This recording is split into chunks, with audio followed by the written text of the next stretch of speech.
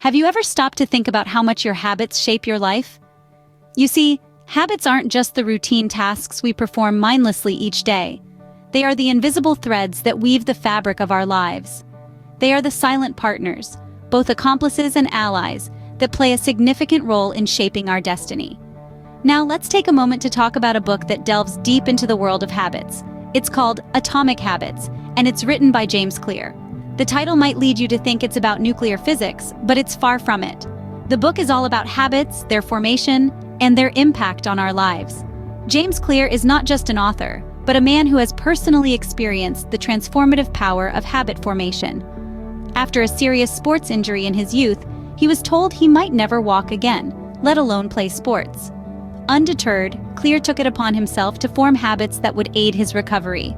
He started with small habits like doing physiotherapy exercises for 5 minutes a day, which gradually increased in duration and intensity. Over time, these habits not only helped him recover but also shaped him into a successful athlete and writer. Atomic Habits is a testament to Clear's journey and a guide for those who wish to harness the power of habits. It unveils the profound impact habits have on our lives. Whether they are good or bad, they can be our greatest allies, driving us towards our goals, or our worst enemies, pulling us away from our ambitions. So, why should we care about habits? Well, they are like the invisible architecture of our lives. They silently determine the outcome of our days, weeks, months, and even years. They are the unseen forces that guide our actions and mold our future. Remember, habits are the invisible architecture of our lives, often determining the outcome of our days, weeks, months, and years. To understand why habits are so powerful, we need to delve into the science behind them. Every habit we form, good or bad, follows a 4-step pattern known as the habit loop. This loop comprises 4 elements: cue, craving, response, and reward. The more we repeat this loop, the more ingrained the habit becomes. Let's start with the cue. The cue triggers your brain to initiate a behavior. It's a bit of information that predicts a reward. Our minds are continuously scanning the environment for cues that signal potential rewards. Spotting a cookie on the counter, for instance, is a cue. The cookie signals the potential reward of a sweet taste. Next comes the craving. Cravings are the motivational force behind every habit. Without some level of motivation or desire, without craving a change, we have no reason to act. In our cookie example, the craving would be the desire to eat the cookie and enjoy its sweet taste. Then we have the response. The response is the actual habit you perform. This could be a thought or an action. If the craving is strong enough and the response is easy enough, you'll find it hard to resist. In the case of the cookie, the response would be eating it. Finally, we have the reward. Rewards are the end goal of every habit. The taste of the cookie is the reward. It satisfies your craving and ultimately teaches us which actions are worth remembering in the future.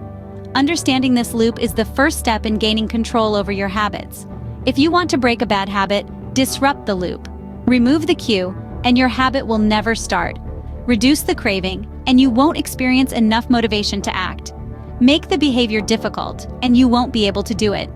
And if the reward fails to satisfy your desire, then you'll have no reason to do it again in the future.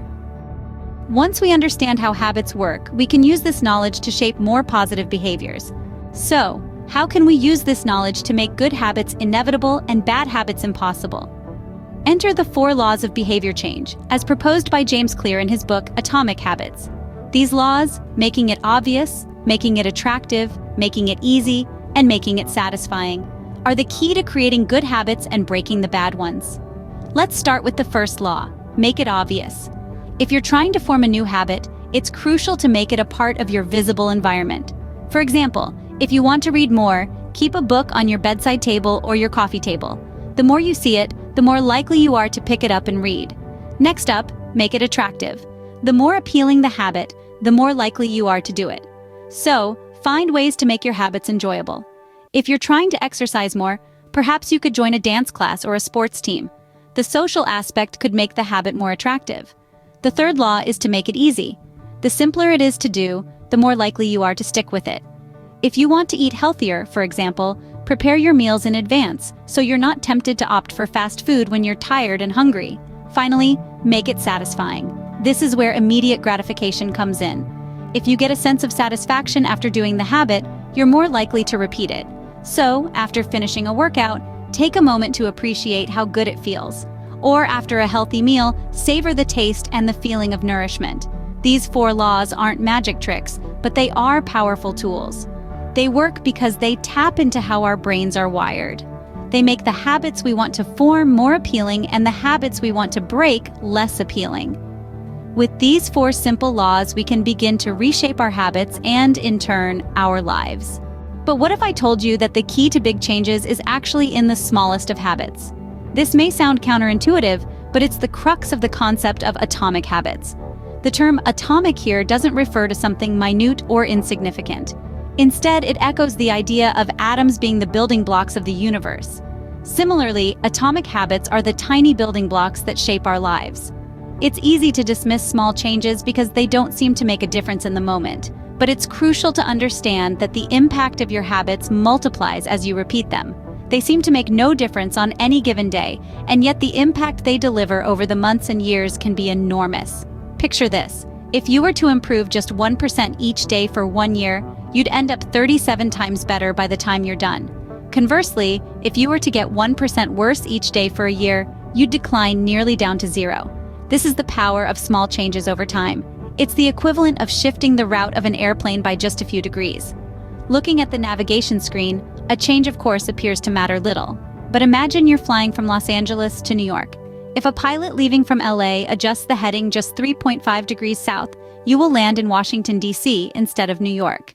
Such is the power of small changes. The same principle applies to your habits. A slight change in your daily habits can guide your life to a very different destination.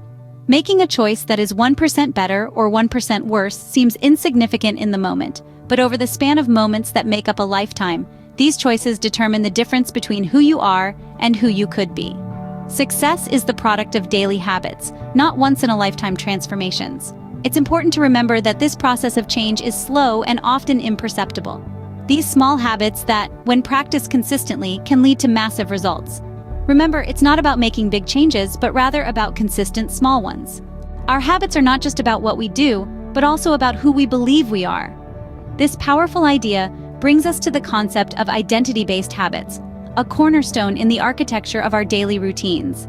You see, our self-image plays a vital role in habit formation. It's like a mirror reflecting our actions back to us. Consider someone trying to quit smoking. If they believe themselves to be a smoker trying to quit, they are fighting an uphill battle. But if they see themselves as a non-smoker, the struggle changes. It's no longer about resisting temptation, but affirming a core identity. This change in perspective isn't just about semantics. It's about reshaping our self-image, and that can have profound effects on our behavior. It's about embracing the power we have to redefine ourselves through our actions. By changing our habits, we can change our identities, and ultimately, our lives.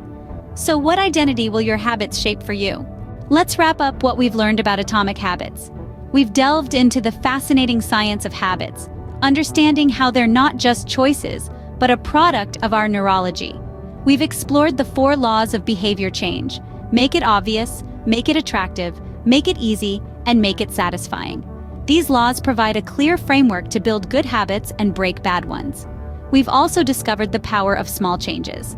Remember, it's not about making a big dramatic shift overnight, but rather about making tiny, incremental adjustments that accumulate over time. Rome wasn't built in a day, and neither are good habits. Lastly, we've examined the crucial role of identity in habit formation. It's not enough to change what you do, you must change who you are. Your habits are what you repeatedly do, yes, but they're also a reflection of your identity. As James Clear says, you do not rise to the level of your goals, you fall to the level of your systems. So let's start building better systems with better habits today.